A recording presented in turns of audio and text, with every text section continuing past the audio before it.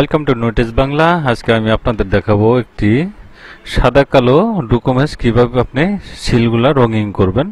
সেটি ক্ষেত্রে আমরা দেখা যায় যে বিভিন্ন ধরনের কাজ করতে গেলে আমাদের সিলগুলা রঙিন প্রয়োজন হয়, বা অনেক সময় সাদা কালো একটি কাগজ এনে বলে দাদা যদি আমার কাগজটা একটু আপনি রঙিন করে দিতে পারেন তাহলে উপকৃত হব আমি।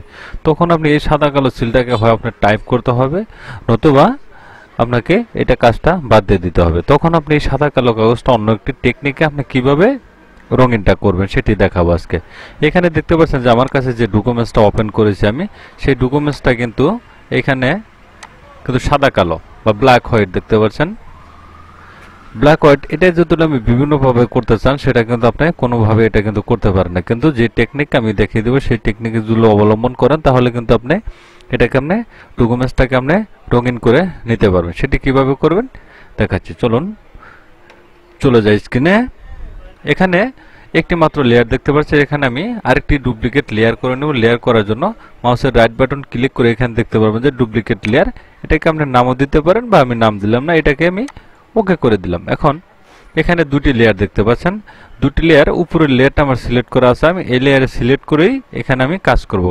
এখানে কাজ করার জন্য প্রথমে কাজ করার আপনি কন্ট্রোল বি বাটনে প্রেস করবেন বা কালার ব্যালেন্স, এখানে ইমেজে চলে যাবেন, অ্যাডজাস্টমেন্টে গেলে দেখতে পারবেন এখানে কালার ব্যালেন্স লেখা আছে। এই কালার ব্যালেন্সে ক্লিক করে এখানে হাইলাইট ক্লিক করে দিবেন। আপনার হাইলাইট ক্লিক করে দেওয়ার পরে এখানে আপনি এখানে ইয়েলো ম্যাজেন্ডা সাইন এটা আছে, এটাকে আপনি এদিকে একটু সরিয়ে দেন, আপনি এটা এদিকে একটু বাড়িয়ে দেন, আপনি এটা যদি এদিকে করে দেন বা এদিকে করে দেন, আপনি কতটুক পরিমাণ ব্লু কালার করলে আপনি এটা নীল দেখাবে সেই পর্যন্ত আপনি এটাকে কালারটা গ্রেডিং করে আপনি কালারটা গ্রেডিং করে নেবেন। তখন ধরুন এতটুকু আমি এটাকে ওকে করে দিচ্ছি। এখন আমি আবার চলে যাব ইমেজে চলে যাব, এখানে চলে যাবে ব্রাইটনেস এবং কন্ট্রাস্ট, এটা চলে যাবে। এটা গিয়ে এটাকে আমি কন্ট্রাস্টটাকে ব্রাইটনেসটাকে আমি মিলিয়ে নিব। মিলিয়ে নেওয়ার জন্য যতটুকু পরিমাণ আমার কালার করা প্রয়োজন হয় ততটুকু পরিমাণ আমি কালারটা করে নেব। ধরুন আমি কন্ট্রাস্টটা প্লাস করে দিলাম, প্লাস করে দিলে দেখা যাবেন যে এটা কিন্তু অনেকটাই নীল হয়ে গেছে। এগুলোও কিন্তু উপরের লেখাগুলোও কিন্তু নীল হচ্ছে, কিন্তু সবগুলাই নীল হবে না, আমি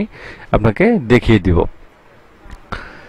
দেখতে পাচ্ছেন এটাকে আমি ওকে করে দেব। ওকে করে দেওয়ার পরে এখন কিন্তু আমার সবগুলো লেখাই কিন্তু ব্লু কালার হয়ে গেছে বা নীল হয়েছে, রঙিন হয়ে গেছে। এখন এটা কিন্তু তাহলে আমার হলো না। এখন এটাকে আপনি কি করবেন সেটি করার জন্য এখানে যে লেয়ার মার্কস অপশনটা দেখতে পাচ্ছেন, মার্কস এডিট লেয়ার মার্কস, এটা একটা ক্লিক করে দিবেন। ক্লিক করে দিলে যখন এটা আসবে তখন কন্ট্রোল আই বাটন একটি প্রেস করে দিবেন। আপনি প্রেস করে দিলে দেখতে পারবেন যে এটা কিন্তু আগের জায়গায় চলে এসেছে।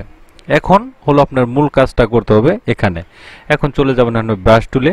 ব্রাশ টুলে গিয়ে অবশ্যই এখানে খেয়াল করতে হবে যখন আপনি ব্রাশ টুলে দিয়ে কাজ করবেন ব্যাকগ্রাউন্ড ফরগ্রাউন্ড কালারটা ঠিক রাখবেন। যদি ব্রাশ টুলে কাজ করেন তাহলে আপনি ব্যাকগ্রাউন্ড কালারটা রাখবেন ব্ল্যাক আর ফরগ্রাউন্ড কালার রাখবেন হোয়াইট। আর যদি আপনি এই ইরেজার টুলে দিয়ে কাজ করেন তাহলে কিন্তু এটাকে আমরা চেঞ্জ করে দিতে হবে। চেঞ্জ করার জন্য এক্স বাটনের কিবোর্ডের এক্স বাটন প্রেস করলে কিন্তু এটা চেঞ্জ হয়ে যাবে। এটা কিন্তু আমি ইরেজার টুলের মাধ্যমে কিন্তু কাজটা আপনি করতে পারেন। তবে আমি যেহেতু আমি কাজ করব ব্রাশ টুল দিয়ে কাজটা করছি, এটা আমি এটা করার জন্য ডিফল্ট করার জন্য এক্স বাটনে প্রেস করে দিয়ে এটাকে চেঞ্জ করে নিলাম। এখন আমি একটু জুম করে দেখাচ্ছি আপনাদের। ধরুন এই যে লেখাটা, এই লেখাটাকে আমি কালার করব। কালার করার জন্য প্রথমে একটু ব্রাশ সাইজটা আমি একটু ছোট করে নিচ্ছি, ছোট করে অপাসিটিটা ফিল করে দিবেন, 100% করে দিবেন। এখন যদি আমি লেখার উপরে ঘষি তাহলে দেখতে পারবেন যে অটোমেটিকলি লেখাটা কিন্তু রঙিন হতে যাচ্ছে। দেখতে পাচ্ছেন আমার যতটুক সিলের প্রয়োজন আমি ততটুক পরিমাণ এখানে ঘষবো, ঘষে আমি সিলটাকে রঙিন করে নেব। এখন এটাকে আমি রঙিন করে নিব। রঙিন করার জন্য আমি এটাকে ঘষে দিচ্ছি, ঘষে আমি সিলটাকে আগে রঙিন করে নিচ্ছি। এখন যে রাউন্ডটা দেখতে পাচ্ছেন এই রাউন্ডটা কিন্তু পুরোটাই কিন্তু এই লেখাটাও কিন্তু রঙিন হয়ে যাবে। তখন এখানে খুব সতর্ক ব্রাশটাকে ছোট বড় করে নিয়ে আপনি যতটুকু ছোট করতে পারেন এই পরিমাণ রেখেই কিন্তু আপনি লেখাগুলোর মধ্যে শুধু যদি হাত ঘুরিয়ে দেন, আপনি ব্রাশ টুলটা যদি আপনি কাজ করেন তাহলে দেখতে পারেন যে শুধু লেখাটাই কিন্তু আপনার রঙিন হয়ে গেছে। আমার অন্যটা কিন্তু আমি কালার করব না, শুধু লেখাটাই আমি কালার করব। দেখতে পাচ্ছেন এইভাবে আপনি ধীর গতিতে কাজটা করবেন যাতে আপনার লেখাটা কাজটা সুন্দর হয়, লেখাটা সঠিকভাবে যাতে কালারটা হয়। এখন এই রাউন্ডটাকে আমি করে দিচ্ছি, রাউন্ডটাকে এইভাবে ঘুরিয়ে রাউন্ডটাকে আমি কালার করে দিলাম। এখন দেখেন এই সিলটা কিন্তু কালার হয়ে গেছে। এখন এটাও আমি কালার করব। কালার করার জন্য এই লেখার উপরে আমি হাত বুলিয়ে দিব। লেখার উপরে ব্রাশ টুলের মাধ্যমে এটা ঘষবেন। এভাবে ঘষলে দেখতে পারবেন যে এটা কিন্তু কালার কিন্তু হয়ে গেছে।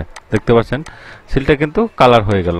এখন পেজটা কিন্তু আমার সাদা কালোই আছে, কিন্তু সিলটা শুধু আমি কালার করলে পেরেছি। এখন এখানে একটা জিনিস দেখেন, এখানে কিন্তু বেশ কিছু সাদা সাদা অপশন আছে। এটাকে এই ব্যাকগ্রাউন্ডেরটাকে এইটুকু আমি কন্ট্রাস্টটা বাড়িয়ে দেব। কন্ট্রাস্টটা বাড়িয়ে দেওয়ার জন্য এই দুটো লেয়ারকে আমি একটু এক করে নিয়েছি। এক করে একটি জিনিস দেখে নিই, যেটা কাজ করছে সেটা কাজ ছাড়া। এটা আমি কাজ ছাড়া, আর এটাকে আমি দুটি লেয়ার কিন্তু আমি কাজ করেছি। দুটি লেয়ার এক করার জন্য কন্ট্রোল শিফট ই বাটন প্রেস করে দিলে কিন্তু এটা ওকে হয়ে যাবে। তখন আমি একটু লেভেলটা বাড়িয়ে দেবো। লেভেলটা বাড়িয়ে দেওয়ার জন্য কন্ট্রোল এল বাটন প্রেস করে দিয়ে একটু লাইটটা আমি বাড়িয়ে দিচ্ছি। আমি লাইটটা বাড়িয়ে দিলাম।